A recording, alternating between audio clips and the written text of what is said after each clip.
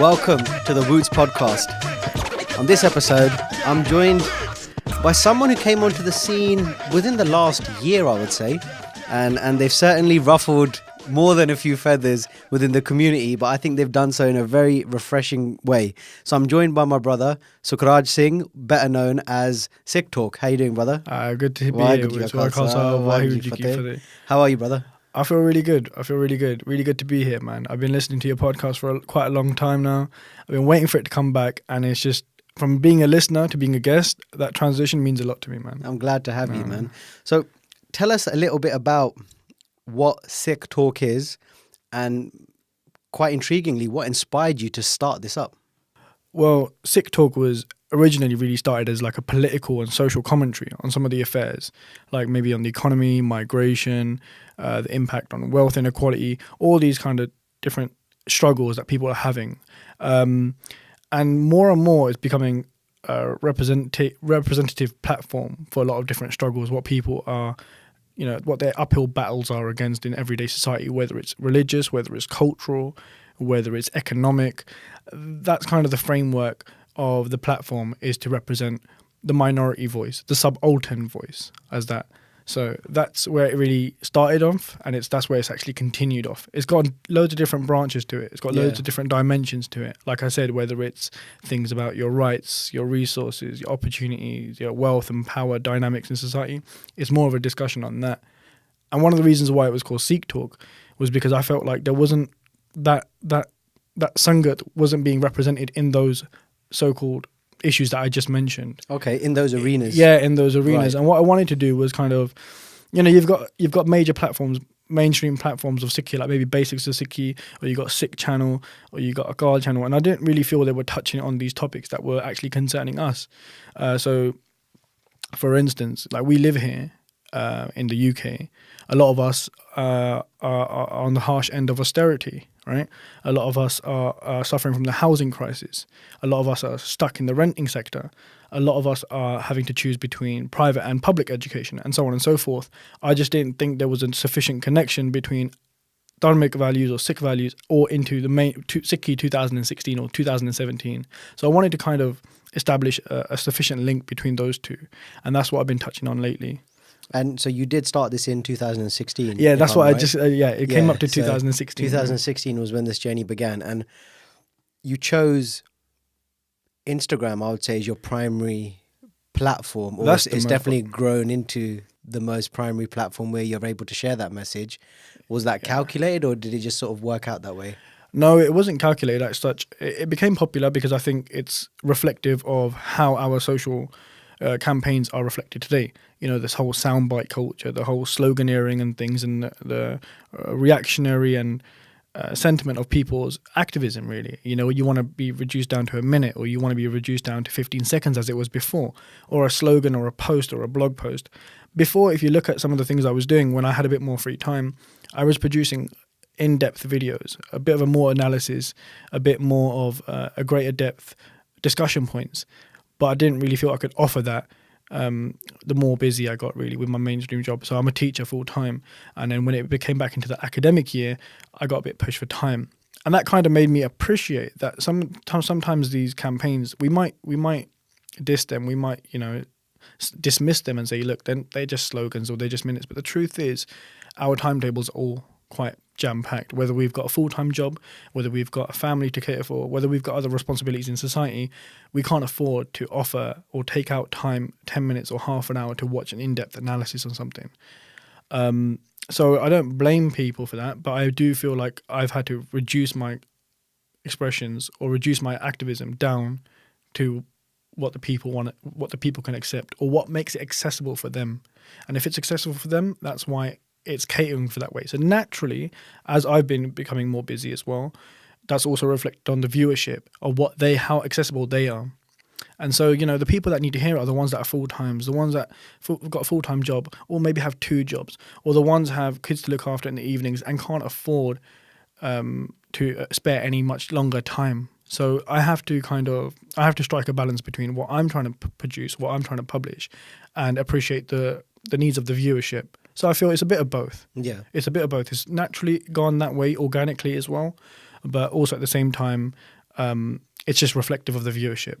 And this may be obvious, but I'll still ask the question. When you decided to name it Sikh Talk and you wanted to represent the Sikh angle on it, what was other than the fact that you are a Sikh, what was the motivation behind that? Because I know you're saying you felt the channels weren't necessarily representative of a diaspora voice, you could say.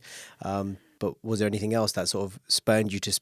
Because one thing about what you do, and I totally love it because I think there's a complete lack of it, is you've definitely chosen to spearhead the more political angles and the more sort of policy. And, you know, for me, part and parcel of media and beauty. And less of a sort of...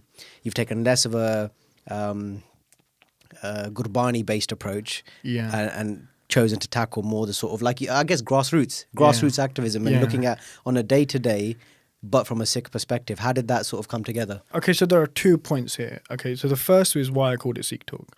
One of the reasons why I called it Sikh Talk was because I wanted to expand the discourse of what Sikhs were involved in. A lot of the times, the 2 major discussions that dominate Sikh diaspora are Khalistan 84, okay, and partition 47.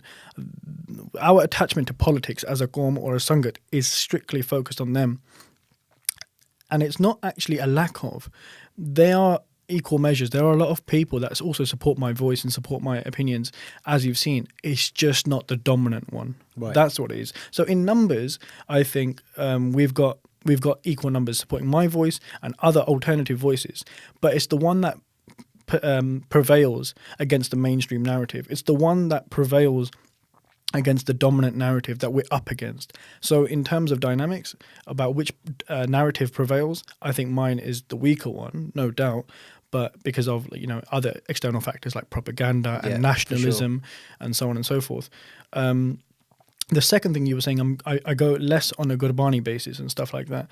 There are 2 reasons for that. I don't feel confident in that. And I'll put my hands up to that. I don't feel like an open advocate of Gurbani or Gurmukhi. But I can leave that to other people, say, for instance, like Basic Sikhi, or there are other Prachariks now. That's their duty. That's what they represent. I think I own up to the ignorance and say, but I'm more educated, or I've got a more...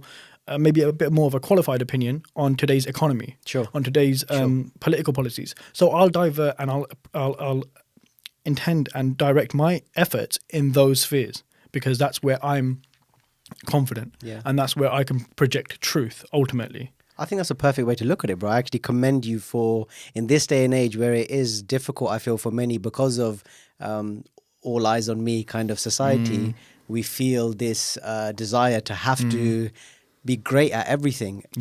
What we end up doing is being a jack of all trades and a master of none. So I respect you, bro, for being honest with yourself to say, this isn't necessarily my strong suit just yet. It could be later down the line. Who knows what the future beholds? But you know what you're strong at and you've chosen to really go all at it from that perspective and with that in mind. And that's the way it should be done. But I think that's one of the gaps that we have in Sikh discourse. You know, you've got an anarchy of comment sections. Yeah, you've got an anarchy in comment sections. You've got an anarchy in all these different campaigns. Oh, you know, you can't do this or you can't do that. And there is a danger when I call myself Sikh Talk because I categorically represent the Sikh community by calling myself that. So people do have a sufficient concern to get involved in my debates. They do have some sort of entitlement to offer their comments.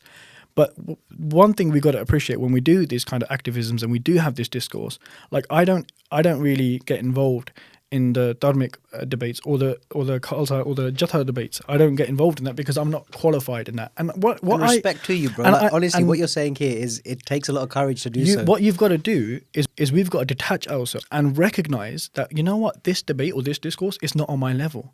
I don't go there. It's not in my arena. It's not in my sphere. I can get shut down on this, and I'll happily get shut down on this. So, you know, what I'm trying to say is that some people try to offer opinions or get involved in discourse with no appreciation for some sort of hierarchy or credibility of voice. Yes, agreed. And I think so, you know, you've got a lot of people that have no clue about, say, for instance, Khalistan, which is a topic I'm very amateur at, okay? But I respect that my voice is worth less than some qualified voices. But what you see maybe on internets or comment sections and so on and so forth is that people feel this whole notion of equality. You know, like, I have an equal voice to yours. No, that's not true. You don't see scholars, you don't see experts entertaining the voices of people who have no credibility whatsoever. We've got to appreciate that dynamic in discourse. That's why I'm not really treading toes in others. I love that you brought that up, because I think it's such a fascinating thing that when it comes to Dharam or faith, we blur the lines of terminology that we've been used to so long. So you said equality. Now, what we understand as equality as Sikhs, we kind of we brush it onto all spectrums of what equality should mean. And like you said, you're absolutely right, because in any other environment, in your teaching job, for example, or any other professional environment or non-professional environment, you would accept a hierarchy as normal. It's not an abnormal thing. And we're talking about non-oppressive sort of versions of this. But appreciate dynamics of power, dynamics of a privilege, dynamics of entitlement, dynamics of qualified opinions, and so on and so forth. We appreciate that atmosphere in the real sphere. But in the cyberspace, it gets blurry. But this is it. I think you touched on such an important point that, and just one thing I want to go back to quickly. When you say you acknowledge, and this is really interesting because I've been thinking about this a lot lately, you acknowledge that by adopting the name Sikh Talk as opposed to, you know, Real Talk or Live Talk or whatever you could have put in front of the moniker Talk, you accepted a certain sense of responsibility that comes with that. And I think that's where we see this disparity, where we have a disconnect in our community, I feel, of wanting to take responsibility, because then you're accountable. Then you have to take ownership, and it's a lot easier for you to step up, for you to put your head on the line and say, all right, I'll take the hits that come with my opinion on this, versus the person who will simply comment, air their opinion because they feel that they have a right to, and then walk off again and go back to life.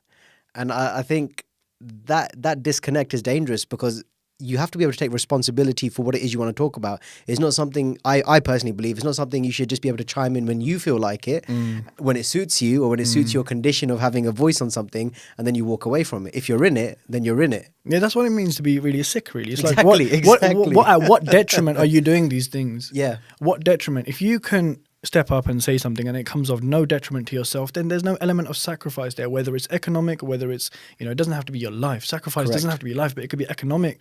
It could be a hit on your social policy. It could be a hit on your social circles. You know, a lot of friends have disconnected from me according to what I say or do as a result of that. You know, these things come at consequences. Okay, just on that quickly, sorry to interrupt. Did that disconnect come with some form of discourse first, or did they just pretty much say, okay, Sukhraj is on another wavelength, I think I'm just going to stop sort of answering his calls? It's a bit of you don't really entertain that discourse, because what happens is if someone's willing to step up and discourse and say, hey, Suk, you know, this is like this or this like that, those are actually, in actual fact, they're your real friends. Absolutely. So they're the ones that hang around afterwards, even whether they say or not. So the ones that actually do want to leave, they'll just leave quietly. Whereas the ones that want to leave, if they were going to offer something, they do it with the intention to say, look, I want to offer something, but I still want to hang around. Yeah. So the ones that actually leave, they just leave. Okay, well, I guess, so you had a smooth transition then. Yeah. It could have gone the other way as well. Yeah. How did your first topics come about then? What did you choose? Was it more what was affecting you at the time, or was it what you were seeing around you and saying, look, this is mattering to our people, what can we do about this? Well, one of the things, so I've got a maths degree, but then I also got a law degree. And then when I finished my education, I didn't want to continue doing law professionally. I wanted to get involved in politics, campaigning, charities, think tanks, and maybe do some research and stuff like that. I was applying for jobs quite a long time. It wasn't really working out. There were some complications, failed interviews, not enough experience, and it was just a really competitive field. So then I thought, if I don't get the opportunity to do this, I'll create the opportunity to do this. And that's Beautiful. exactly what I did. You know, Respect. if you don't get one, you create one. Absolutely. And then that's why I said to myself, you know, it got around January time, February time when I said, okay, I'm going to pack it in it. I'm going to become a teacher. I'm going to have an income, but I'm going to establish this own brand, this own entity where I can represent my voice, unfettered voice. That's the most important thing. Yeah. You know, not tied down by any consequences in terms of, I remember what I said, like in terms of if I say some things, will it compromise my job prospects in the future? Right. Okay. You know, but you want to have that unfettered voice because it's just more free, more azadi to have that voice and say, you know what, I'm going to represent these people at what cost. So some of the issues that I was talking about before were political. They were legal. There were gaps in justice. And, you know, reading a lot of books on social justice, what I define that to be, is the fair and equal distribution and access to rights, resources, opportunities, power, and wealth. And until we have that, that's the kind of framework for an egalitarian society. And so where there is a wealth inequality in this country, which is one of the highest in Europe, where there is wealth inequality in America, where there is one of the highest, this is the second reason why I call myself Sikh Talk, based on wealth inequality. I can't fathom why Sikhs why they feel so glorified by being so pro-business, by being so pro-capitalist, by being so pro-empire, by being so pro-neoliberal. Because these are coming at grave, grave consequences to both the global south and the most impoverished in these Western societies. And we ride that gravy train of glory of being rich and being businessmen and being great entrepreneurs. And what people fail to see in that, okay, it's great, it's short-term glory. But what you fail to see is that overall, this is reducing our political capacity as Sikhs, our social capacity as citizens.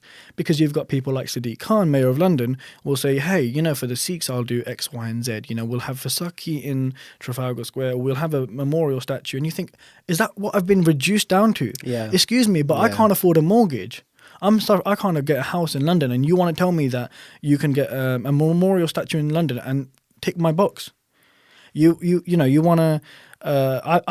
My child is suffering because he or she can't get a place in a school with a local catchment area, and you want to say you're moving for Saki. Is this what you've reduced my political and social capacity down to? These are the things that should offend us.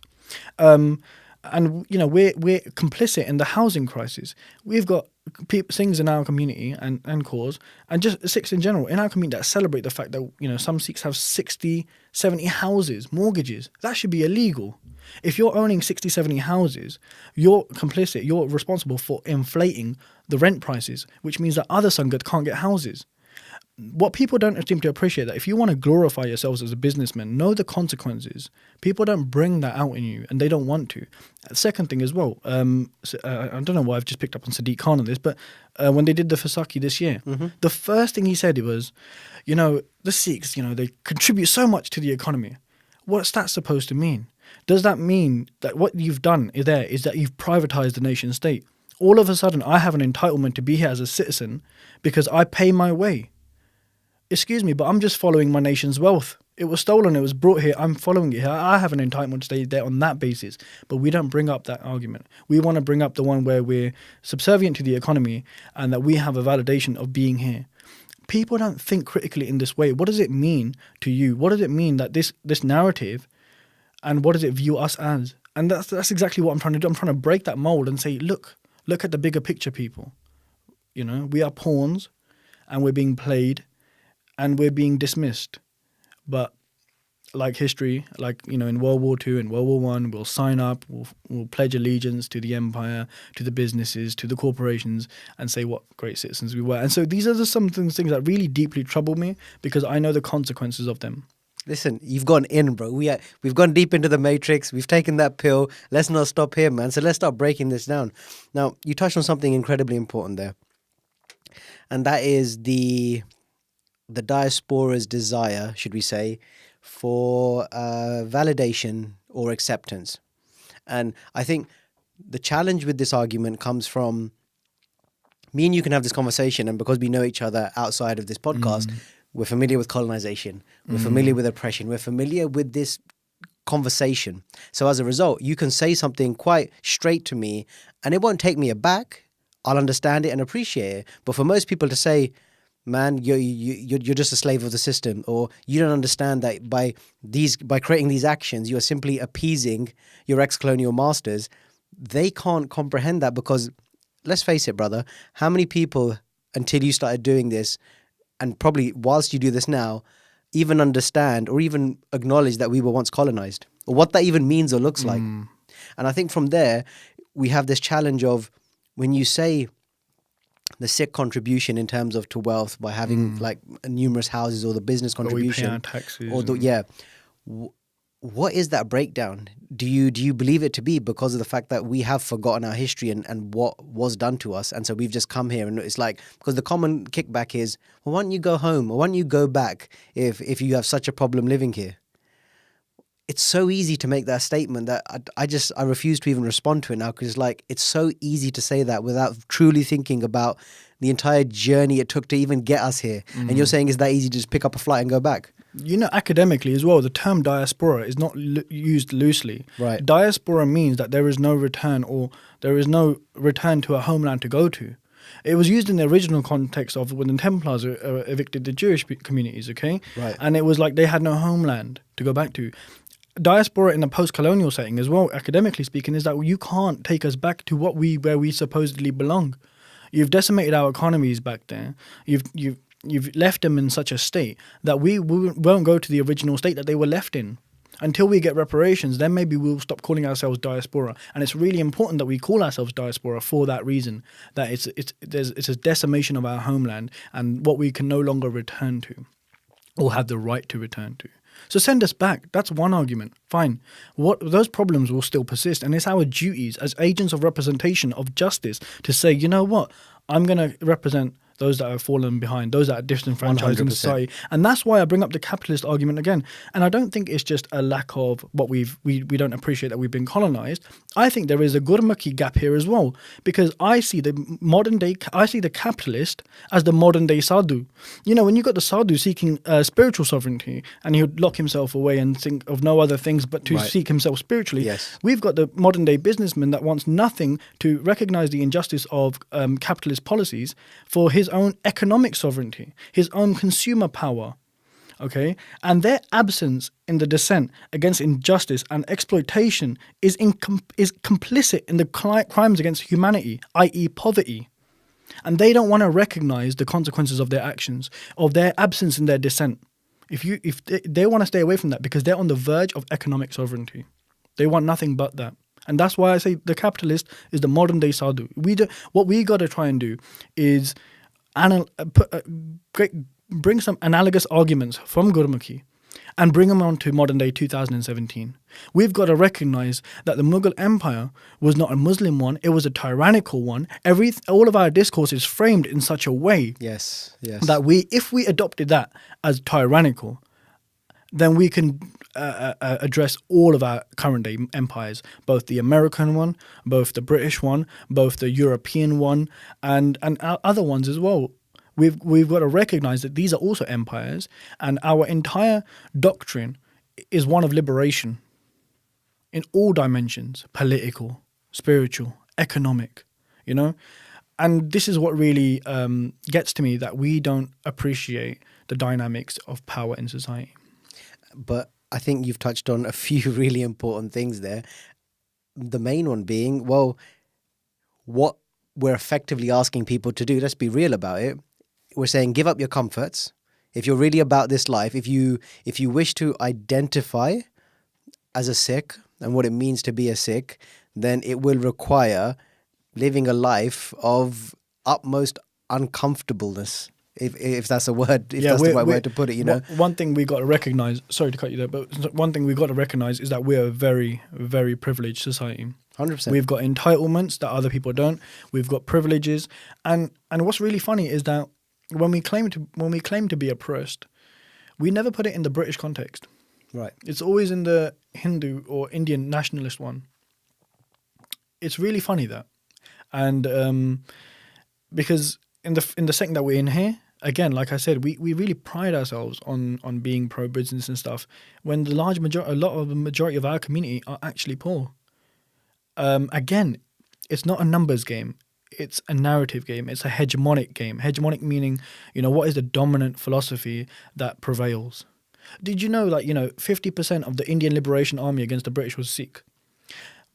But the only story you'll ever be told is about the hundreds of thousands of Sikhs that signed up to the British Army in that time, in that era.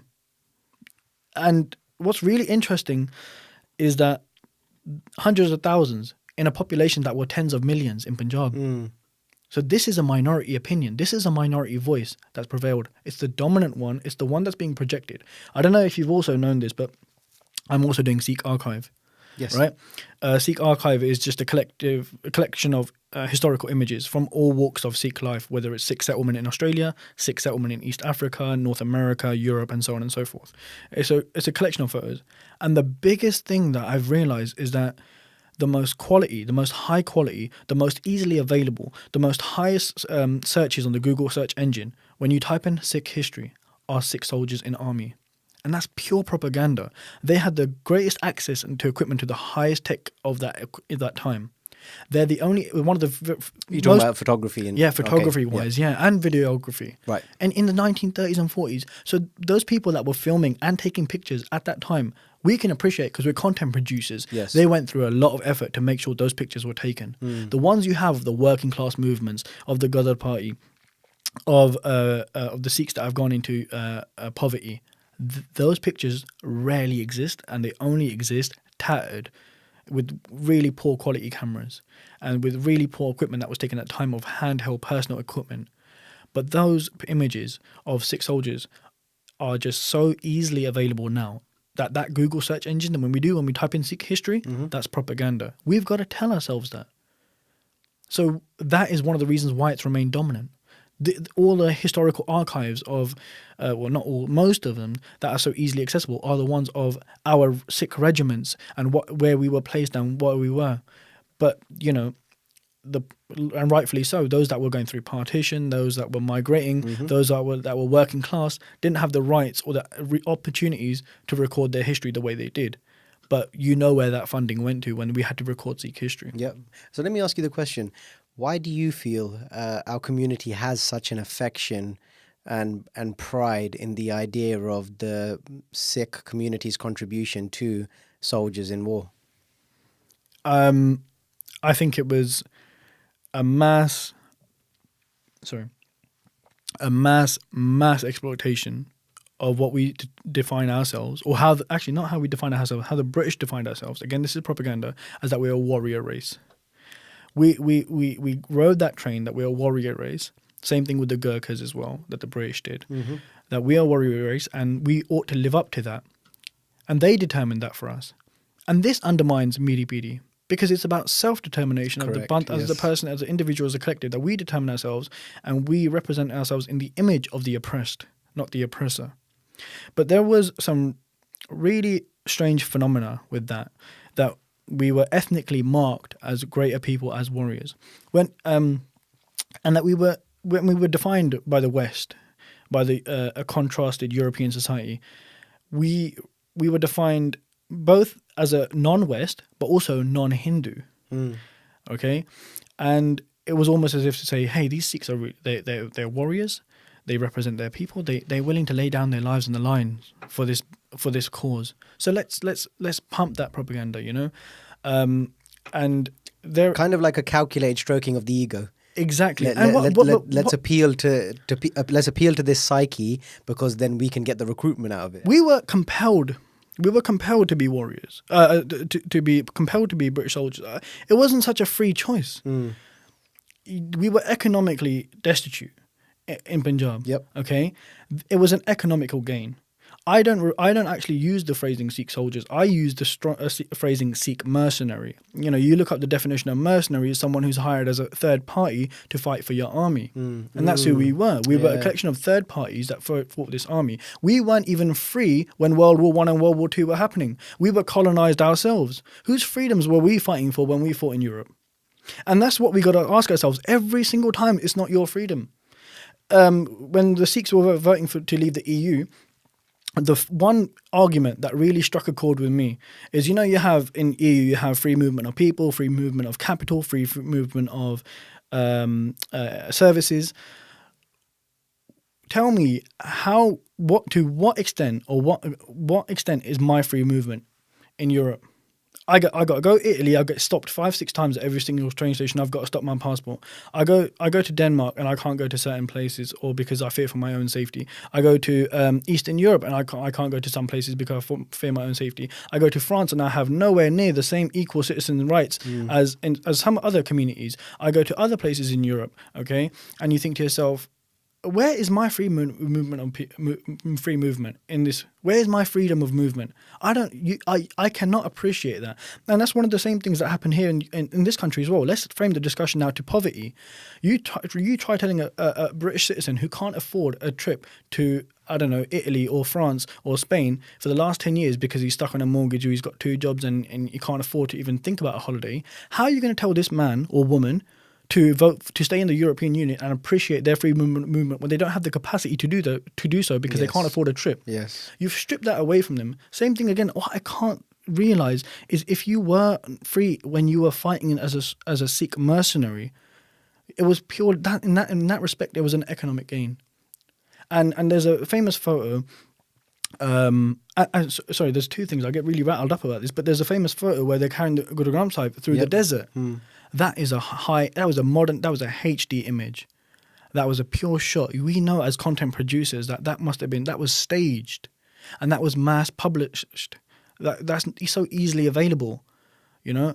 But Makhan Singh, who travelled from Gurdaspur who had to go to Lahore, from Lahore to Gurdaspur because he was partitioned. Where's his story? Where's his photo? It's so difficult. I've got to go through archives. I've got to go dig deep to get these images and these stories. But Lieutenant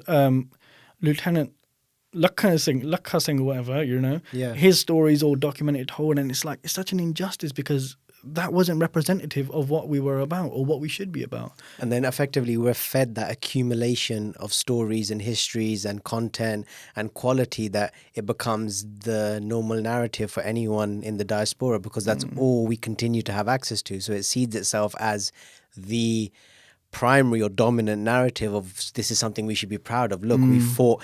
Because I think where we see the connection, or where I've certainly seen the people's connect to this, is because we are fed, and this actually comes down to a question of how we're fed prachar on Gurdwara stages of, you know, always predominantly stories of these great battles and these great feats. Now, if you keep pushing that agenda and you keep telling us that's all we are, that's what we're always known for, then people naturally make this connection. Well, we fought in wars for what would be deemed as good causes, right? Depending on who you're speaking to. But, you know, fighting for the British was to defeat the Nazis, for example. So it's like, well, they were still doing the Sikhs were still doing a good thing because they were fighting for the, let's call it the quote unquote right cause. And you just immediately create this association. Well, we're still fighting the good fight. Yeah, even though the British were supporting the Nazis as well, and the French were exporting Jews themselves. These are some of the things that we just want to refuse to accept. There are 2 things I want to talk about this, just leading on from what you're saying. Sure. Why have we got army recruiters at Nagar Kirtan stalls, at Vaisakhi Mele? Yeah, brother. Shut them down. Shut them down. No one is shutting them down. No one's got here's the most important thing. No one's got a counter narrative or a counter protest against these imperialists trying to recruit in our Vaisakhi Mele. Vaisakhi itself was a declaration of war. Why have we got foreign forces trying to recruit our Sikhs under the grand narrative of a martial race and say, you know what, you're a warrior, sign up. Wear our uniform, pledge your allegiance to us. The star belongs to us now. And that's the first thing as well. But let me tell you a second thing as well. This is so I work in education in like pedagogy. I've got some training on this, and one of the key things that I've learned this year, and that we, you know, when we attend lectures to train as teachers, is that before you begin the learning cycle, before you begin any kind of process of learning, you abolish the misconceptions. So keep that in mind. We've got to abolish the misconception. Now, the second thing is that you've got to begin with that. And that's the first thing. The second thing is about this idea of assimilated reality that we're being fed, you know, about our choice being manufactured as such by external forces, whether it's newspapers, whether it's media, and manufactured consent as well. Listen, check this out. This is going to make you feel a bit funny now, because I teach 16-year-olds. I asked them, when were they born? They say, 2001. And I thought to myself, it's been 16 years since 9/11, right? These people have lived their entire reality post-war on terror. They've been nothing but immersed in this reality of a surveillance state, of prevent policies by this government, by a war against the Middle East. They've been nothing but exposed to this their whole life. If you're Muslim and you're born post-2001, you've been, or Sikh as well, or Asian or brown, you've been nothing but exposed to a post-surveillance state. And you can't, and that's why. So now, going back to the point I raised about misconceptions, that misconceptions in combination with the idea of recording history is how you abolish and how you counter this simulated reality. You remind people that you say, hang on, it doesn't have to be like this. That misconception that, hang on, before 2001, this was never the case. So we can live without these policies. We don't have to live in such a fearful state. So you use those misconceptions because you use historical references. And that's why a really good misconception is that Sikhs fought with the Nazi Germany army. There were regiments that fought with Nazi Germany because they were abandoned. And they had, they had paychecks, they had responsibilities, they had bills to pay. And so they signed up to the Nazi Germany. And people were like, whoa, was that a thing? So yeah, because there is plutocracy in the Sikh Sangha. Like we can go different ways, and we don't have to align ourselves so dominant with this one narrative. We've got so many different avenues where Sikhs have been involved in society and politics, but you'll only ever hear the one, and that's the one that conforms to the national agenda that you're in.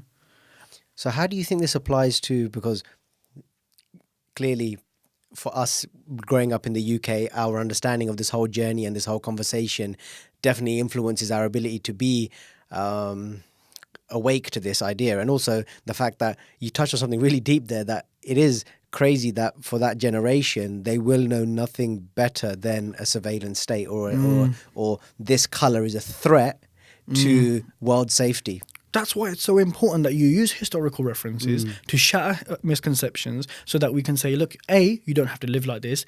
B, it doesn't have to be this way whatsoever. And C, you are not wrong for being born brown. You are not wrong for being born a Sikh, and you have to do. And here's the most important part: you don't have to do nothing to justify your existence. Why are we stooping so low to say that? You know what? I work hard here, unlike the others. Yeah, maybe the stereotypical black, the stereotypical Muslim. Yeah, I work hard, and that's what you're saying. That's what you're saying. Now you're having to justify your position, and you're pushing against. You're saying, look, I'm one of the good guys. Don't give us the hard time. We're paying our bills. We're paying our taxes. But continue to be hateful, but just not against us. Just not against us. Continue to deconstruct and continue to deny the humanity of others, but just not us. Now, what's that an insult to? So we've got the famous slogan as well. What's become a slogan now: recognize the human race as one. Right? Look, that's the baseline of discourse. That's the baseline of discussion. So when we're saying, hey, look, I'm Sikh. I'm affirming my sickness, which means I'm affirming my obedience. Yeah, but recognize my humanity, bun the rest.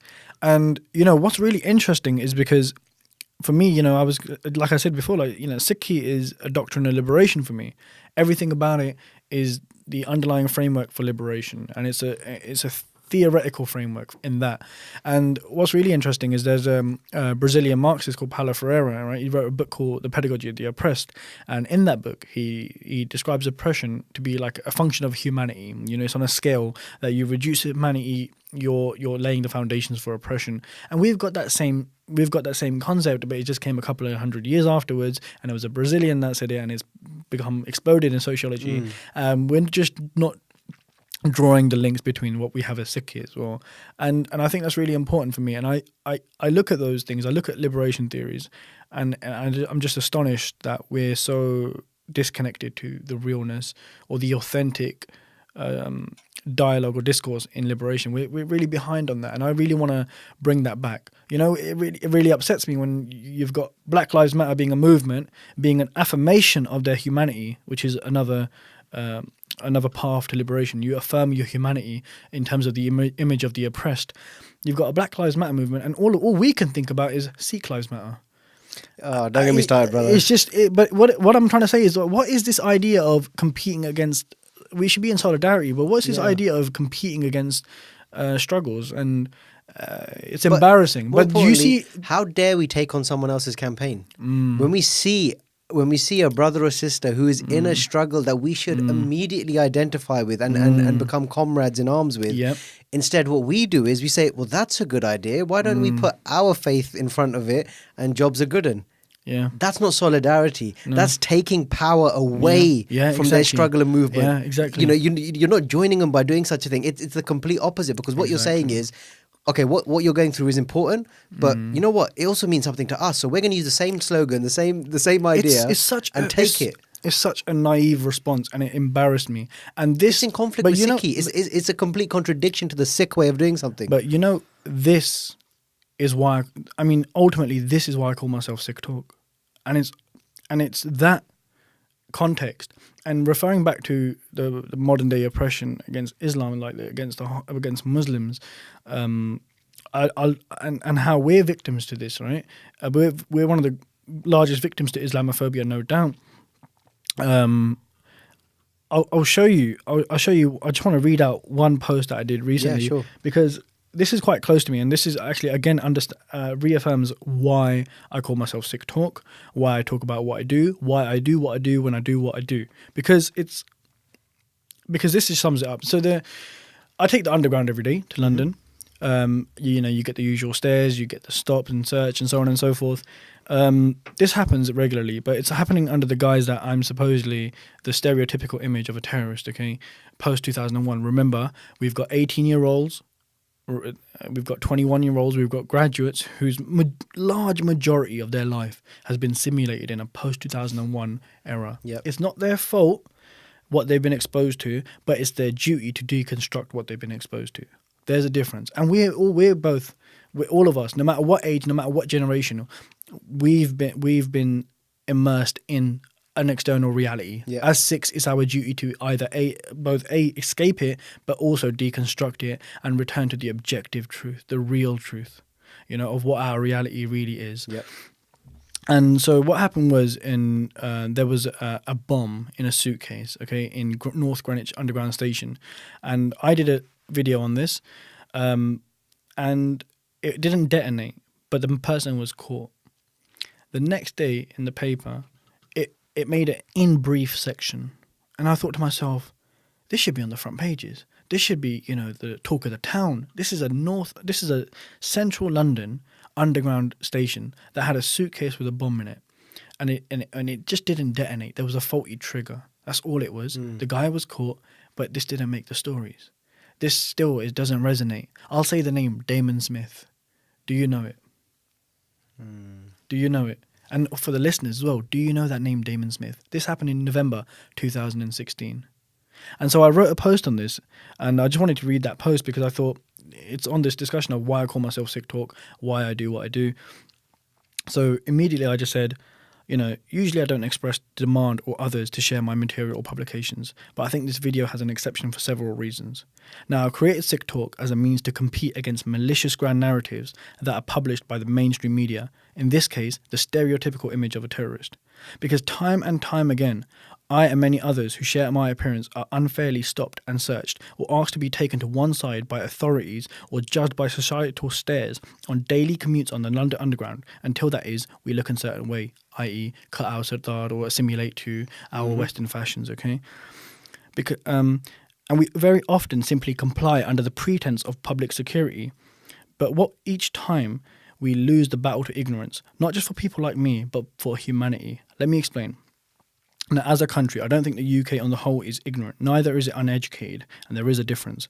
But for one thing, it is most certainly reactionary and in denial. Reactionary such that in the general public can forget all they learned in school and denounce every textbook they've ever read on the spur of a moment in favour of what they read on the front page the next morning. In denial such that they could walk on the streets and have the deepest disgust for people who look and speak different, yet pay good money to eat our food, listen to our music and wear our clothes. Reactionary such that one day we're heroes, the next day we're criminals. One day we're hard workers, the next day we're scroungers. One day we're British, the next day we're Pakis. In denial such that they can claim not to be racist and blame us for not integrating in society, yet they would rather take our whole new mortgage, pay another stamp duty, reschool their children, and find new jobs and relocate their lives just so that they don't need to live on the same street on you. That's an expensive habit. It's very expensive to be racist. Now, in both cases, who are the radicals here? The Asian or African diasporic communities or workers that get on with their day-to-day lives, or the jingoistic self-proclaimed liberals that surrender to the whim of national newspapers.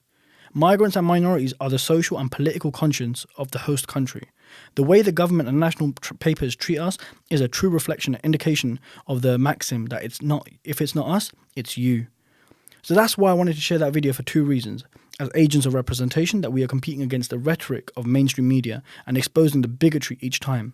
And in memory of Manmeet Alishad, a Punjabi migrant bus driver who was burnt alive in Brisbane, Australia that week. So racism is a true plague in our society, and we're the victims. And I think no matter what colour, no matter what caste, no matter what image you have, you'll always be the other. And this othering is the foundation, is the vessels of oppression. And that is constantly why we have to recognise the humanity in every single one of us. Man, what do you say to that, bro? Like, I don't even know where to begin, but I think one place to start maybe this idea of, and you touch on it so beautifully, that you're right. I wholeheartedly agree with you that I also believe we will always be seen as the other, or at least in our lifetime, we will always be seen as the other. So how do you reconcile, or how do you perceive the outlook of this idea of members of the diaspora who are so attached to adding a moniker of British Sikh or British Asian or British Punjabi or American Sikh? Like, where do you stand on this idea of disconnection? Because for me personally, I will identify myself as two things and two things only: Punjabi or Sikh. Nothing else comes. Nothing else comes around that. No matter where I've been, no matter where I was born, no matter where I've been brought up, no matter what dominant culture may have influenced my life, for where I am in my journey now, I cannot see myself as any other than a child of Punjab and a person who follows the Sikh path. That's great. I'm 100% on the same wavelength. You tell a Dalit to say, hey, you're a Brahman Dalit. You're a Brahmanical Dalit. You tell a black person to say, you're a white black person. You tell someone to say, now here's what's really interesting, because this fits. Say slave master. I'm a slave master. So, well, hang on. If I'm a slave, how can I be a slave master? How can you assimilate? No, that fits, because that just works. That naturally rolls off your tongue. Slave master. Now, British Sikh, slave master. And you think to yourself, why does one so easily roll off my tongue and I cannot think about the two being assimilated together? But when it comes to identity or political identities, yeah, British Sikh, it's in my psyche that rings. You know, British Sikh, yeah, British Sikh. But when we hear slave master, we're like, yeah, the two can't be the same. We recognize so immediately that when we say slave master, we're like, yes, we distinguish that the two cannot be. Because we appreciate the dynamics of power, the dynamics of authority, the dynamics of the disparity, I should say, the disparity between these two entities. But when we hear British Sikh, why is it all of a sudden we've got this this acceptance drive that, you know what, that rings, that works. When you hear slave master, you don't think the two can be assimilated by integration, and you think to yourself, we outright reject that notion that slave and a master can be the same person. So how can we be a British Sikh? And I'm with you. So you're preaching to the choir. So like, we may be the worst people to have this conversation maybe, because we keep agreeing. But all with each I would other. ask people that maybe want to contest the idea of a British Sikh, ask yourself, where are you in society? What role do you play? And what role collective as our Sangat are? Because you know what? The truth is, we're not all rich. But do you think this comes back to the notion then that you touched on earlier, which is because we are comfortable, because life is good for the most part, you know, even if we're poor, on a basic level, we have access to some form of food and shelter and clothing, that it's almost appeasing for us to say, well, what's Britain done? What's Britain ever done to me? And I think that is very dangerous when we make it so personal that, well, it hasn't affected my personal life. Why should I take up the flag for the whole cause?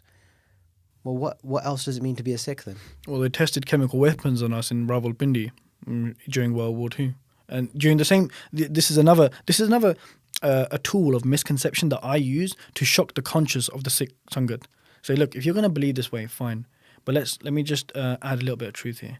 In the same time that we were fighting with the World War, they were testing chemical weapons on us in Rawalpindi. And this is just, they were testing mustard gas. And you think to yourself, we want to reject that notion because it doesn't conform to the national state, the national majority or the national narrative that kind of gifts us, as you're saying, we are the beneficiary of this nation state, that we do these things and we work our ways and we get our freedoms.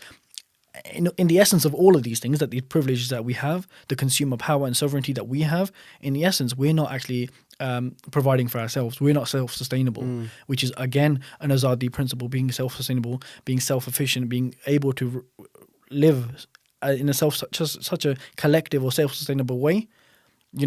That's why we're comfortable. That's why we're privileged, because we don't owe any duty to ourselves, because it's given to us. Wow. So it's really interesting, and we don't want to give that up.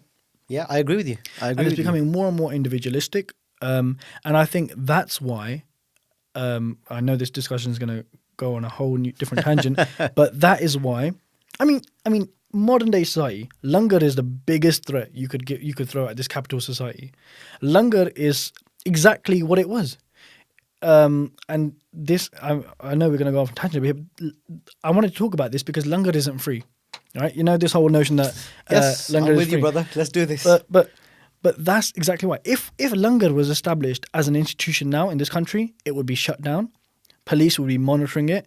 They would be stopping people from doing it. They wouldn't let resources be there. They would be burning down Gurdwara if langar was a true, real institution today, as it was what it represented before. It would be getting shut down because it is a community that is rejecting other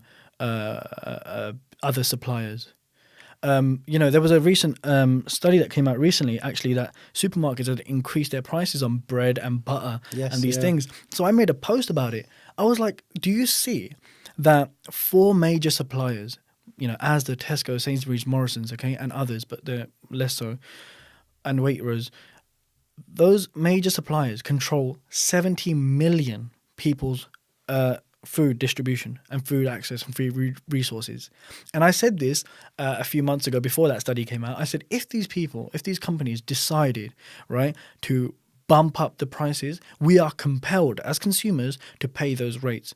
Because those products are inelastic products. No matter, we'll pay whatever they pay. They can bump up the prices on water, right? And we're compelled to pay it. Until we have access to our own water, again, this is a Khalistani argument, but until we have access to our own water, then we're not sovereign. Until we have access to our own jameen and our own rates, we're not sovereign. All right, in every dimension of life, we should be, in a Sikh outlook, we should be thinking, where's my sovereignty?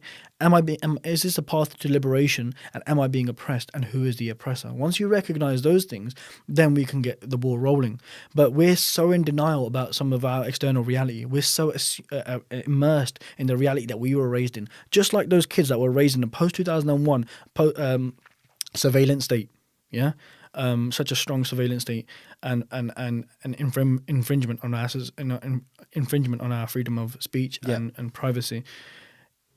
Though we've got a duty to deconstruct that. If langar was true today, police would be shutting it down because we would be boycotting Asda because they're selling bread so much. So we would say, we don't need your bread. We'll produce our own kanak, our own atta. Yeah, we can make our own dal. We don't need you. We are not compelled to your rates. So we reject it, and we become as a collective, and we become a self-sustainable community.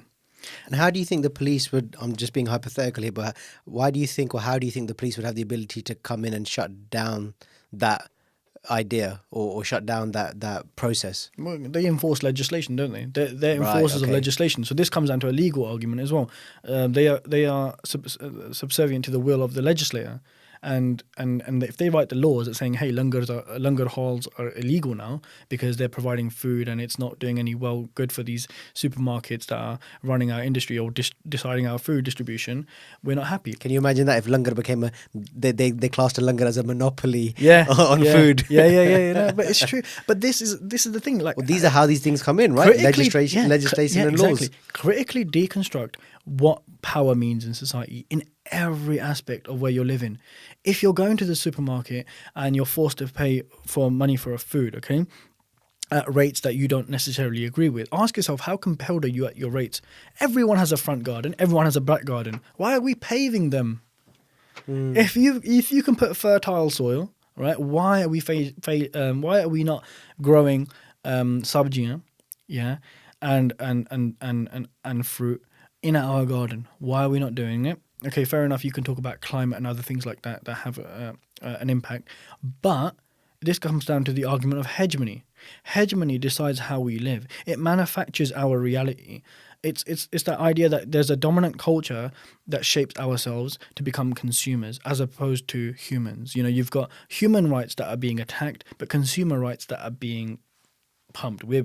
That's exactly who we are. In a capitalist society, we're not humans, we're consumers. We're dealt with as such, and we're dealt as such entities. You know, and this is why I made a post recently about to what extent does the economy define your ethics? And it's exactly that. We should be defining our economy. We should be defining our ethics independent of the economy. You shouldn't be saying, hey, don't drop bombs because that's 26 million per taxpayer. And you think to yourself, what? Is that a thing? Yes, it is, because you've got liberals in this country who say, hey, you know what? Don't drop bombs because each bomb costs £26,000 per taxpayer. And you think to yourself, no. Don't drop bombs because you're killing people. Yeah. Okay. Yeah. Here's another thing as well. Migrants should be allowed in this country because they benefit the economy. No, wait, hang on. They should be allowed in this country because they should have the same entitlement to free movement than anyone else. Borders are a modern day construct. This is another thing where your reality is simulated, and you think to yourself, border enforcement, that's what would we do without it? And you think to yourself, let me tell you, 20 years ago, here you go. 30 years ago, this is the case. India, 70 years old, mate. Do you know what I'm trying to say? And that's the idea of using misconceptions and history as a frame of reference to just shatter the dominant discourse or the hegemonic one, and say it doesn't have to be like this, and we can determine our lives the way we want. Again, back to this idea of self-determination as a collective, as a community, or an individual. I think it all comes down to that, brother. And I think the very real truth of this conversation we're having right now is how many people are willing to step up to the plate. Because what you're saying, in all honesty, for most people, is too real. Because now what you're saying is, XYZ, I'm making you accountable. I'm making you accountable. If you identify as this, and this, I'm going to make you accountable for such things. And to be faced with that reality means actually having to do something. And unfortunately, comfort is like it's a great quote, which is, comfort is the death of resistance. Comfort is the death of Sangharsh. And it really is, because if you're comfortable, do you really want to give that life up? Do I really, if you're telling me I can go to my local Tesco and get everything you've just mentioned, do I really want to dig up soil? Do I really want to take the risk of changes in weather? I mean, just as a simple example, brother, how many multi-million pound Gurdwara institutions do we have? I don't need a new gym, bruh. I don't need the Gurdwara to spend money, tens of thousands, on a new gym. Je land thode kol hegi ya. If you've got the land, or plasma screens, man, why aren't they becoming self-sufficient? Why aren't they working towards 4 or 5 Gurdwara get together, buy acres of land? How much atta do we go through? How many aloo do we go through? How many gajar do we go through? Why are we not becoming the pillars of that self-sustainability through these institutions who could afford, employ, and create this place? What a great thing to teach the next generation. All right, chalo, badiya gurdwara jao seva karo, but actually we're going to teach you how to farm. We're going to teach you how to grow your own crop. You're right. And there's another argument that we're neglecting, which I really want to bring up, is that when we first came to this country, right, we were incentivized as a community to buy land and buy houses, right? And as you do. So when we first bought Gurdwara, let's say we first come in, we didn't buy it gurdwara in expensive areas. We were buying them in impoverished areas. So in some parts of Slough, we didn't set up the first gurdwara in Gerrard's Cross, which is a very elite area. Okay, we were setting up in Wexham, which is a downtrodden area, and still to this day, it's got problems with drugs and prostitution and so on and so forth. Our gurdwaras, what the point I'm trying to make is our gurdwaras that when we first came here, in so many different places across the country, are established in destitute areas, places where there's high poverty, high crime, prostitution, drugs, trafficking, you name it. They're at the heart of where gurdwara need to be, right? Agreed. And they've closed their doors. So when we have these multi-million gurdwara, which are relatively new, like Leamington and Slough, recently there was a £19 million gurdwara it's crazy. It's madness. But these things happening, and you think to yourself, what? You're still closing those doors. So the injustice is still there. We've still got such a closed door policy. Now you go to there was a gurdwara in Coventry. I won't name it, but I used to go there when I was a student. Right, and they had a policy. They had a poster on the wall, everything, because there was a Salvation Army next door. Okay, and then when that used to close down, I think 6 o'clock, the Salvation Armies used to say to them, "Look, the gurdwara is open till 8, okay, or 8:30. You can get langar there afterwards. Okay, fair enough." They used to go there. That gurdwara put a poster up saying, "You're not welcome." They had sevadars and gyanis and security to say these people can't come in here no more after 6. And I used to go there. And do you know what grounds it was on? They had issues, or whether it was smell, or whether they were asking for too much langar, or they would stay there. It's just crazy. Okay. But those grounds weren't addressed. Okay. But what's really interesting is I'd go in that area, that whole area in Coventry where that gurdwara is situated. That is known for prostitution.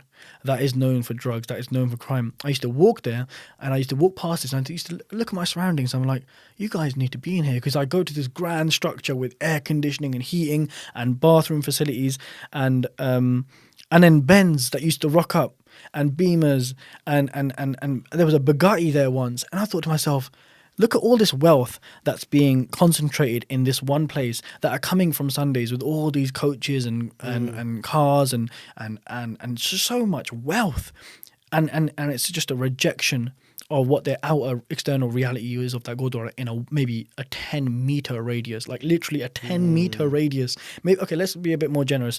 50-meter radius, where all those houses, inside of those houses, are just pure poverty. Pure poverty. No, that's real, bro. Like you think, you think to yourself, all these Benz and all these Beamers and all these Bentleys that used to rock up into that gurdwara, and all this wealth is being concentrated, and it's a pure rejection of your external reality. And I think that is at the heart of all of our shortfalls, not just as a community, because it's not just us. And I don't like it when people say, we are our worst enemies, or we are, Sikhs or so this and that. Okay, no, look, that self-hate bullshit, brother. I'm not about that life. No, forget that. That is stupid. It's so destructive. It's so destructive, because it's all of a sudden saying, look, capitulate your resistance, because you know what, your community is worth nothing. And we're like, no, hang on, look, the same issues we face are... Or we need to fix this before we can even talk about that. Oh, and it's like, come on. Like, you could wait for that day. Wait for that day. Yeah, exactly. What problem... I can't even compensate that idea in my head, because it's like, all that is pushing the real issues further and further away. Oh, fix this before you fix that. This ain't a house. It's not like do the electricals before you put on the floorboards. Or when people compare gurdwara to nation states, and it's like, if we can't run our gurdwara, how do you expect to run a country? It's like, okay, one doesn't have an issue with a national economy. It doesn't have this system of citizenship. Like, you do realize how open door this is. Is this blasé, generic opinion of things without actually doing what you're doing, which is, let me break down this argument or this idea, and let's look at it constructively. Theirs is like that. Is this bland answer of, if you can't run this, how can you run that? But bro, do you know what this comes down to, honestly? And this is why I do what I do. Is because we are simulated a reality that we need to deconstruct. And I look at a great example of my 16-year-old students that I teach. I'm like, you know what? You guys, I want to commit you guys to say, you know what? You need to learn why a surveillance state is not a bad thing. Why it is a bad thing. Why it doesn't have to be the case. Why this doesn't have to be your reality. Austerity, the same thing. Economically, it's probably the worst choice you can make out of the 4 different avenues you can do to fix an economic crisis. You think, why did you pick austerity? Why not maybe state intervention? Why not investment in infrastructure? Why not investment in other departments? Okay, why not give free healthcare and free education? They've taken away the maintenance grants for students now. Students can't get maintenance grants. Everything is loan based. It didn't have to be like that. But in 10 years' time, we'll have students that have no other clue that it was in any other way. Any other way, yeah. It was any other way. And I think that is our duty as a Sikh. That is our duty as a citizen. That is our duty as someone that dissents against injustice, to say, look, it doesn't have to be this way. And I'll explain why. Know your history. Have historical references. Use them as means to start the discussion as a misconception. Just obliterate misconceptions from the beginning. And that is how you begin the pedagogical process to liberation. Okay, so I'm going to take this a step further in a different direction, just because you made I felt was a very important video about this and an important post, which is a current campaign that's been going on and started by the Sikhs of America, which is the We Are Sikhs campaign. Mm-hmm. And I know you put up a video in high contention of that. What was the motivation for you, and why did that? I mean, because I know why I couldn't stand the idea of it, but for you, what was it that compelled you that I need to actually make a video about this and air this out? Because I know just from the comments feed on the Instagram post, people went in and people felt highly... In both directions. In both directions, yeah. And people felt highly passionate about wanting to have their say on this. But what was it for you? Honestly, can you, and I don't mean to put this on you, but can you name someone else that's offered another opinion on this? No. In that direction that I have. No. That is just the sole purpose that said to me, Suk, you've got deadlines, you've got a lesson to teach tomorrow, but you know what? I don't have the confidence that anyone else would produce a counter narrative. And still to this day, I think I'm the only one. Well, and I say this in such an ignorant way, like in tunnel vision, but I feel like I'm the only one that's offered a very strong counter narrative to that, and it's only a minute long. Yeah. Well, let's break this down for anyone who may not have seen it or who is genuinely unfamiliar with it. What is the We Are Sikhs campaign? So the We Are Sikh campaign is a campaign that cost 1.3 million. It's a campaign led by the National Sikh campaign in America, and their whole mission statement is Sikh values are American values. Now let's break that down, because if you do the maths and you know a bit of logic, that is an absolute statement. Okay. It's not Sikh values are somewhat American values. It's not Sikh values have a mutual common ground with American values. It is the absolute assimilation that Sikh values are American values. Mm-hmm. When you make that affirmation that your values are perfectly aligned with American values, you start to think about American foreign policy. You think about American domestic policy. You think about police brutality. You think about American poverty, wealth inequality. You think about American plutocracy, corporatization of America. You start to think about these things and you think, there is so much injustice in America. How can Sikh values be American values? Oh, you know what? And what's really annoying is I read their report and their websites and stuff like that, and this is what they say. This is what they say. Let me see if I've got the quote actually. Yeah. While you find that, and I know you sent me a screenshot from their website where they likened the Bill of Rights to Guru Granth Sahib Ji. That's exactly what I was just trying to look for. Okay. Actually. Yeah. No, but that's it. We want to. Let me see if I can do a search function. Yeah. In this file. While you look for that, I'll just elaborate on this a bit further. So this campaign was done primarily via online channels, and it was creating short video clips, creating short explanation videos on such things as what the turban is or what a Sikh is, and it was very interesting because for a majority of it, they used Sikhs who were in, I guess what you'd call higher end jobs or more sort of successful jobs as their key point of saying, look, we are these model citizens, or we are just like you. And I found that to be really interesting, that it's like, why are you only using those people who I guess mainstream or the majority would deem as being successful because they're in highly educated or highly paid jobs? What about the average man? What about the dustbin, the dustbinman? Or what about, the janitor? Are these people not as equal? Are these people not just as relevant in this conversation? I just want to read you some of the quotes, and this is how problematic it really becomes. So this is one of their first introductions. It's like, despite successful leadership in Sikh and diverse fields, from farming to medicine to business, and efforts to integrate in communities across the United States, Sikhs continue to experience discrimination and prejudice from fellow Americans. Okay, here's another one. While the findings from the study reaffirm that most Americans know little to nothing about Sikh Americans and feel uncertain and anxious upon seeing Sikhs, we also show that there is enormous potential to enhance positive feelings towards Sikh Americans. What's that mean? Their mission statement is to enhance a positive public opinion towards the Sikh. It's like, we have no intention to do that. All of history, our identity, our values, our rhetoric, our philosophy is under threat. We're dangerous to a community. We're dangerous to a nation state. We're dangerous in all of our history because we've been conscious of our others and our suffering. We want to bring that to light. We don't want to sidestep the oppressive American regime because we want to project a positive public opinion. We don't want to stand shoulder to shoulder with you. We have no intention to. And when in history when we wanted to appease this nation state so much, whether it's the British or the American one, what they're doing, and this is what I picked my words wisely in my video, they're manufacturing a Sikh identity. We've got no attachment to US policy. They didn't colonize India. The British did. Yes. So the British have been successful in what they've did, and how they've done it. But where's our attachment to United States? Where has our attachment arisen from the United States? It's even India is at contention with the United States. They're still supporting Iranian nuclear deals and stuff like that, and uranium transactions. So even India's got its own little beef with US. But you start to say to yourself, where has our alignment or our historical reference ever emerged from you? This is a ball starting to roll that they're manufacturing this Sikh American identity, and it's not existed. It's not part of that. We weren't colonized by them. We have no emotional investment or attachment to them, whatever that may be. It's just the narratives they pick. And considering America is known as the land of immigrants, why do we have such an affiliation or this affection to want to be rightful stakeholders? Or known. Look at this. Sikhs have lived in the United States for more than 150 years, contributing.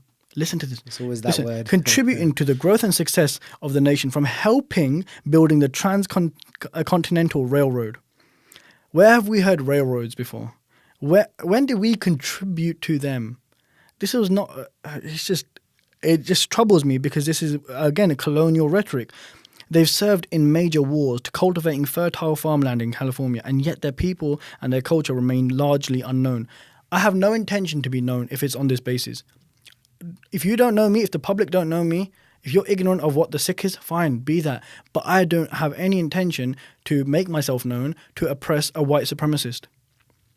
Agreed. If your nation and your policies are based on and remember, Trump won the election as well here on a very close majority. It might not be the majority one, but he's got a majority, okay, of support in a lot of states, in a lot of workplaces. I have no intention to stand shoulder to shoulder with you or to say to you, hey, excuse me, but did you know what a Sikh was?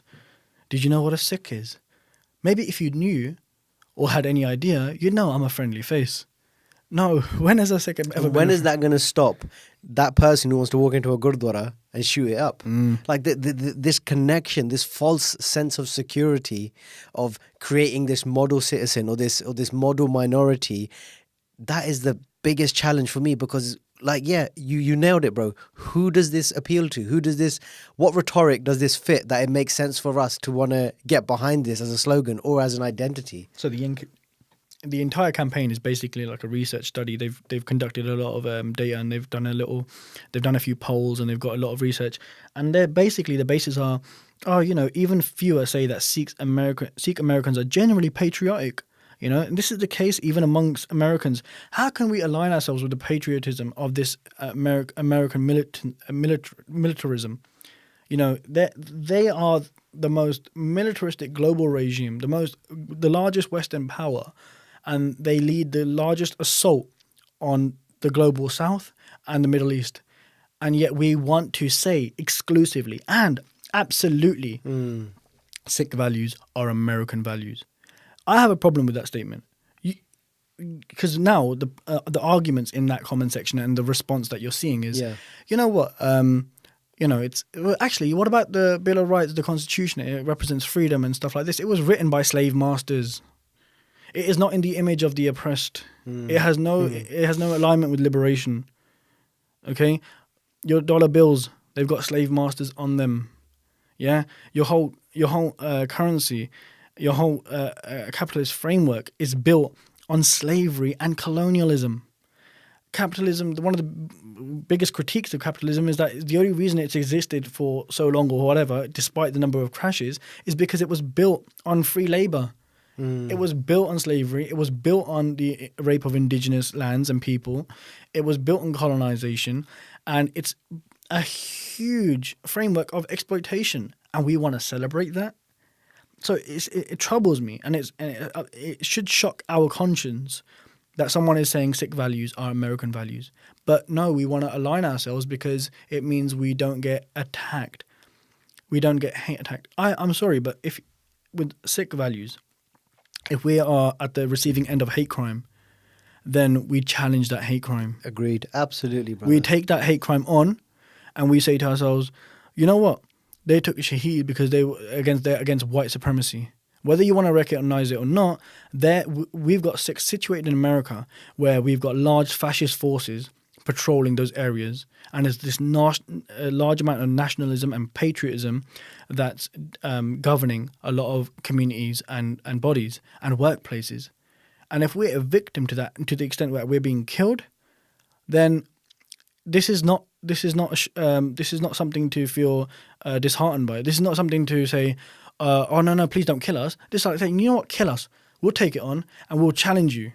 And we'll step up and we'll stand our last breath and our ground until you recognize that, you know what, you can keep taking us on, but we'll never submit to you. And then you think to yourself, that sounds awfully familiar. That sounds really familiar. When has a Sikh ever stood his ground so much, or for his community, or for his identity, or for his people, or for his politics and his philosophy, unapologetically, to the point where, you know what, bring on your hate crime. We'll take it on. We have no intention to educate you or have this idea that we want to feel known as a matter of to escape this injustice. We want to abolish this injustice. There's no justice until there's justice for all. Which is our entire history. So when you say, why does that sound familiar? Well, how about because Guru Nanak started that very path? Yeah. It's unbelievable, brother. And I think this challenge rides so deep. And from what you've seen and from the research you've done or you've come across, do you see certain age groups really more attached to this notion than others?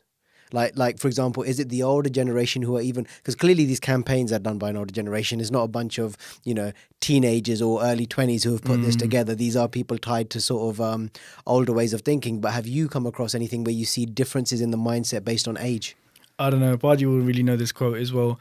I don't think it's an age thing. I think it's a financial thing.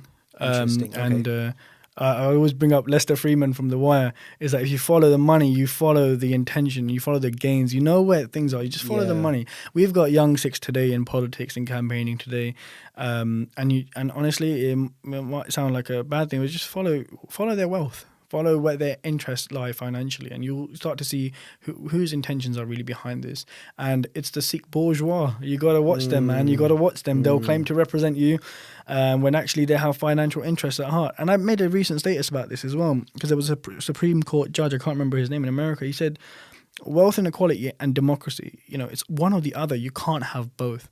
And what that means is basically like, that's a deep statement, man. Yeah, it's because imagine you've got like a sphere of wealth and of wealth inequality, and then you've got democracy. As one increases, it usurps the other in a sense that it basically overrides the other's say. So democracy, as I see, is a system of representation. Okay, I think that was James Madison, who said that. But it's a system of representation. If your representation is greater because you have a greater financial ability, then we don't have equal representation there. America's got exactly the same problem with lobbyists and ALEC and the pharmaceutical companies and the prison populations that kind of dictate government policy and say, look, we've got to run it like this, especially oil and gas industries that have no intention for the environment or the best interests, or nuclear arms industry, they have no intentions, the gun lobbying, the NRA. What I'm trying to say is that their representation is much more has a much more greater capacity than the average citizen. So the more that wealth and inequality increases and power is concentrated to the top, to the billionaire class, to the 1%, it's not representative of the 99%, and therefore you're undermining democracy in that sense. It sounds like it's the very nature of the beast. Yeah, that you have to accept that this is the process that so, will naturally occur. With these Sikhs that are running this campaign, I want to know what their interests are. Are they protecting themselves financially? Do they have a financial incentive? Are they the Sikh business and bourgeois class that are looking out for themselves? Because they certainly don't representing those people, or they're not critically approaching the discussion as we are. They're not critically approaching the discussion as someone that is actually the victim to these things. I think these struggles, and the reason I always bring it down to wealth and stuff like that, because I think these struggles are more authentic if you have less wealth. And authenticity is another thing I wanted to throw in this discussion. Sure.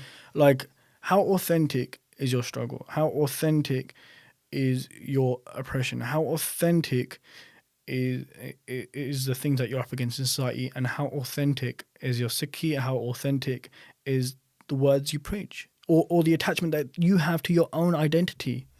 When you say you're British, how authentic is that statement? When you go to watch a football match, how authentic is your welcoming?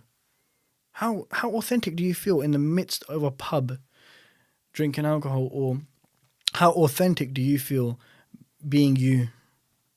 And I think authenticity is another thing that we really need to attach. You know how I said that we all may feel equal and we all comment things and stuff like that. On a similar scale, how authentic are some things? If you've never been bullied at school because you don't look a certain way, or you feel like a victim of hate crime, how authentic is that compared to the real people that are struggling? Yes. Yeah. How authentic is that? And we had this conversation. How authentic can your empathy be if you've never experienced it? We had this conversation about being Sardar and going abroad, didn't we? Yes. It's like, how authentic is your experience of a struggle? Okay, you can put this on a series of gradations, yeah? So let's say you're like brown-skinned and you feel like you're a victim of things, of racism and stuff like that. But I think there's a great authentic of being black. You have your struggle is more authentic if you're black, because there is no denying that. There are certain things that we can shape. We can wear our clothes. We can brighten. We can cut our hair. We can brighten our skin. We'll wear contacts. We can assimilate ourselves in different ways. But there are some things that are so authentic that you cannot deny, no matter how much you look in the mirror, no matter who you are, that your struggle is real. If you can't find a meal the next day, or you can't arrange a meal today, you're authentic against capitalism. Your struggle against capitalism, your struggle against wealth and equality is a lot more authentic than mine. If my biggest worry is that I can't afford a mortgage, I'm privileged. If my biggest worry is that I can't fill up the tank in my car, I'm privileged, because I've got alternatives. A struggle becomes really authentic if there is no alternative. Yes. And that's what I'm trying to say, that we got to throw authenticity into the conversation, and then start to see who's coming out on top, or like, what's actually happening here on the front line. Yeah, and what does this actually mean? And I think it ties in nicely to this idea of authenticity, accountability, and responsibility, because they're all tied to each other. That if this is real for you, then where do you want to be on the spectrum of taking responsibility for it as well then? Are you just going to be like, well, this is my struggle, I hate the world, F the world, allow it, I'm going to do whatever I need to do. You know what I mean? It's sometimes that struggle can become for yourself. And at the same time, if you are going to take that on, are you about it full time, or are you about it part time? That when it bothers me, it's authentic. Yeah, but when it affects me, it's authentic. But if it's not really my problem, then I'll leave it to them. If you're a Dalit in India, there is no alternative. That's for you. true. You will always be that. You'll be denied structurally in employment, in jobs, in housing, in finance, and every aspect of society, there is no alternative for you. If you're a Sikh in Britain, now you have your community. Like we have our issues, but we have a community. We're a collective, and I think that's one of the reasons why we do so well, because we are a community. We do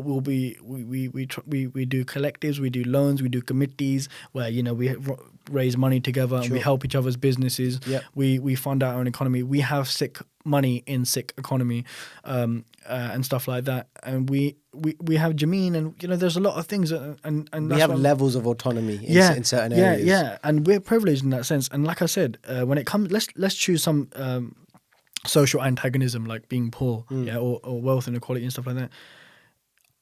I'm not well off. I don't have a lot of money, but I know for a fact how privileged I am, and I think it's our duty to recognize that. It's our duty to recognize that. Like I said, if my biggest worry is that I can't afford a mortgage, I'm so blessed. Because in November 2016, a stat came out in this country, and I did a video on this as well. 16.8 billion people in the UK have less than £100 in their bank account. 16.8 million. Yeah. And that's not children. That's not teenagers. That's not pensioners. That's 45% of the labour workforce. Wow. Ask yourself, now that is a struggle.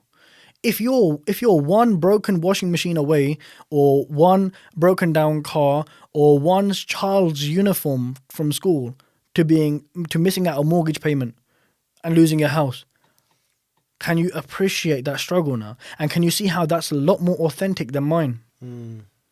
Yeah. I think that's why we got when it comes to struggles and stuff, we have to chuck in the concept, the notion of authenticity, the notion of privilege, and the notion of liberation. So let's open this up to give the audience some authenticity. Where does someone start? Because we've covered a spectrum of areas. Yeah, I don't even know how long we've been talking for. We've just been talking and talking. We've covered a spectrum of areas, and I think I have hope. I have hope in our community. I have hope in the diaspora that without overwhelming someone, if we give them specialized areas or somewhere to feel passionate about, we can see change as well, and we can affect change. It's in our DNA, brother. It's in our heritage and it's in our history. But where would you maybe advise where someone can start their journey of actually becoming conscious of these things? I think the first thing you got to do is appreciate that there are certain discussions, or there are spheres that we don't have an entitlement to. So, for instance, I can stand in solidarity with Black Lives Matter movements, but I can't lead it. I don't have any intention or aspiration to be the forefront or the figurehead of a Black Lives Matter movement, but I can stand in solidarity with it. Again, feminism.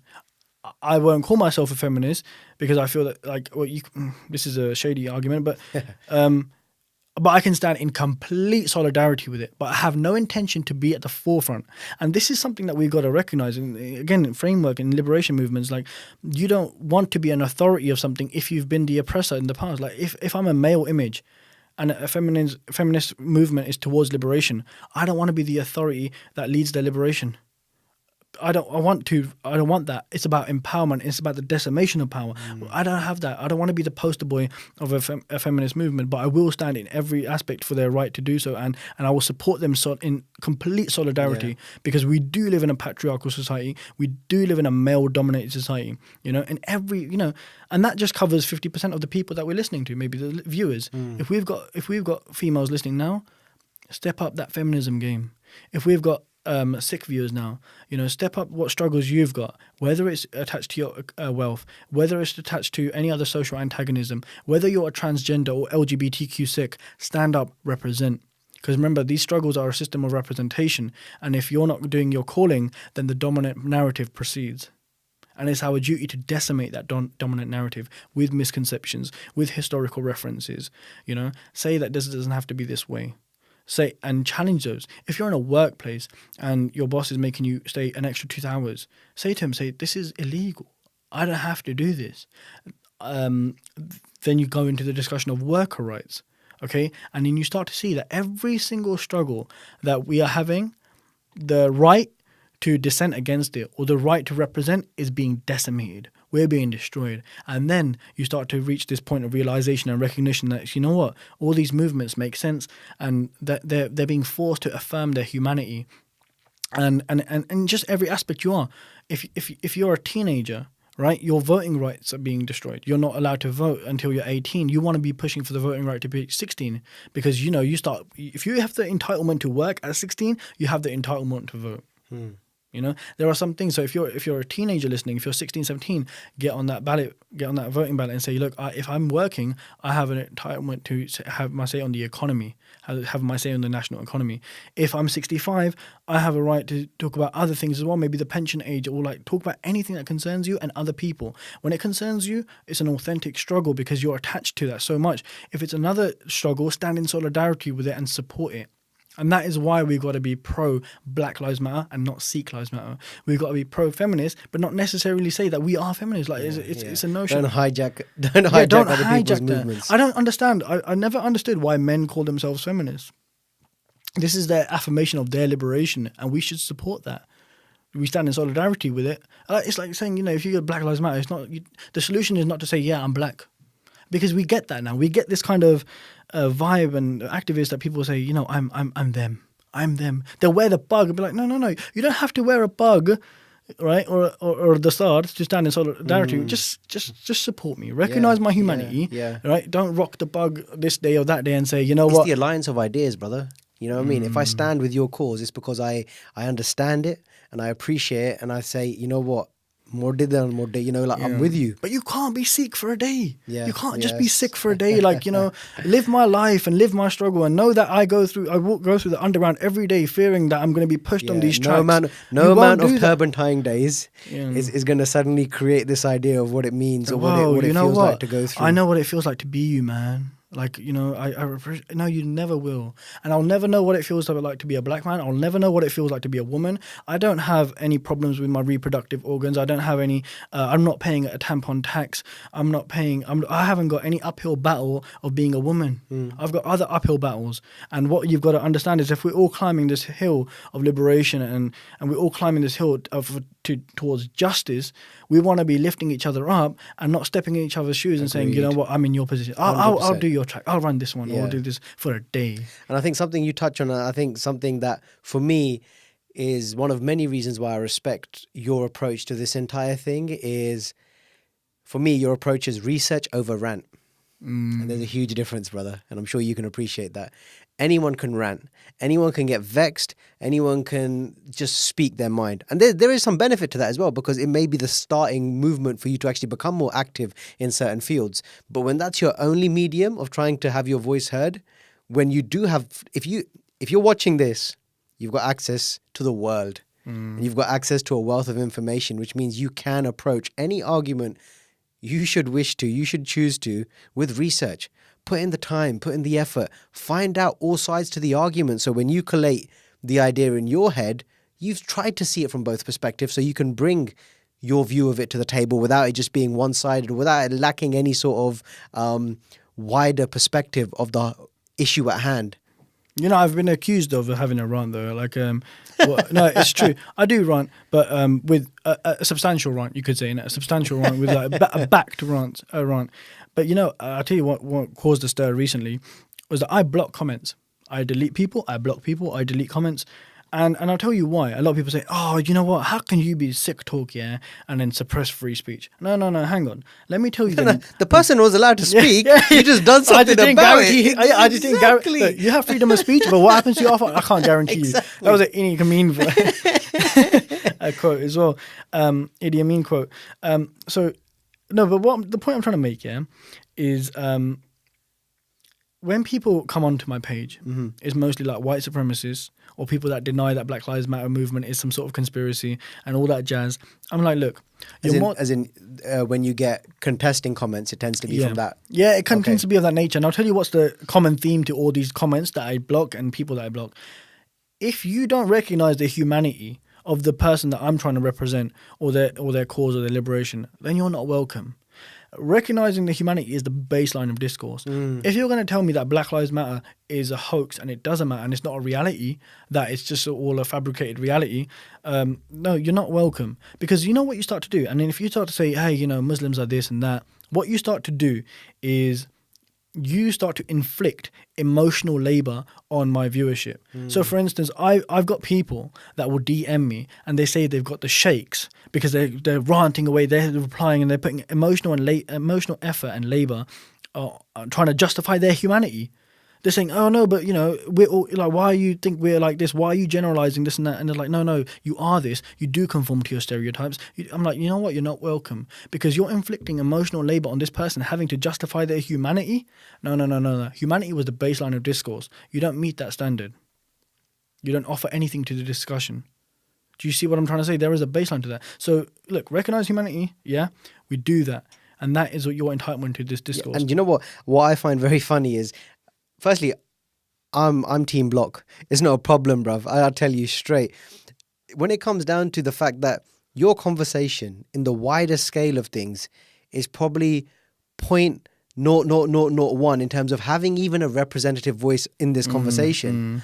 So if someone wants to come on board who's part of a majority voice or the voice that's already in power, and you're going to try shitting on my parade, you're gone. Because we don't. When the playing field is a bit more equal, cool, bring it. Let's have this healthy debate. You think, you know, you want to bring it? Let's go. But not right now, because this is still grassroots. This is still trying to develop a significant voice that can have a wider impact. So for me, I got you, bruv. So like, remember that's not a remember problem. when you said, what could you offer your audience? Please have it, just dissect everything in terms of power and dynamics. Follow the money. Yeah, and follow the money. Lester Freeman. Listen, The Wire, bruv. Yeah. Good shout there. Well, brother, it's been an absolute pleasure. No, it's been an honor. Thank you so much for coming through, man. No, man. From like I told you, I'm listening before, and it's an honor here to be here now as a guest. Like that transition really hit me. Thanks. Appreciate it, man. So where can people find you? So on Instagram, it's Sikh Talk. On Facebook, it's Sikh Talk as well. The Sikh Talk name is everywhere almost. www.sikhtalk.co.uk. And social media and Twitter is also Sikh Talk. Just hit that up and you'll find me. And what does the future look like for Sikh Talks? I know you're working on some projects. Yeah, I've got some projects in Can you share any of those? I can say that I've got a documentary coming soon. Awesome. I'm going to spend the next 3 to 6 months researching, trying to develop a narrative arc for that documentary, get some organisation, get a unit involved there, get the ball rolling on that. And I'm going to do some longer videos. I'm going to try and get away from these 1-minute videos. I think some things deserve a lot more justice. Absolutely, brother. Absolutely. Well, thank you again. Okay. Much love and respect. Waheguru Ji Ka Khalsa, Waheguru Ji Ki Fateh.